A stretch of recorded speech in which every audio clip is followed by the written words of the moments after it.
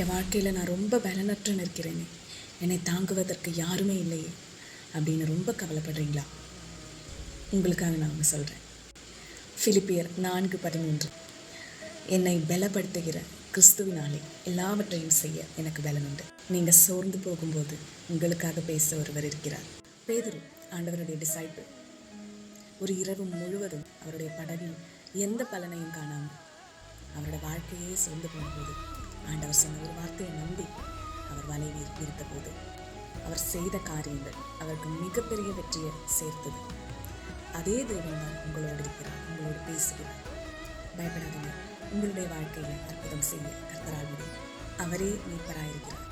உங்கள் கூட யாரும் இல்லைனாலும் ஆண்டவர் உங்கள் கூட நடந்து உங்களுடைய நிழலாக உங்களை சேர்க்கிறார். அதனால் தைரியமாக நீங்கள் முன் செல்லுங்கள்.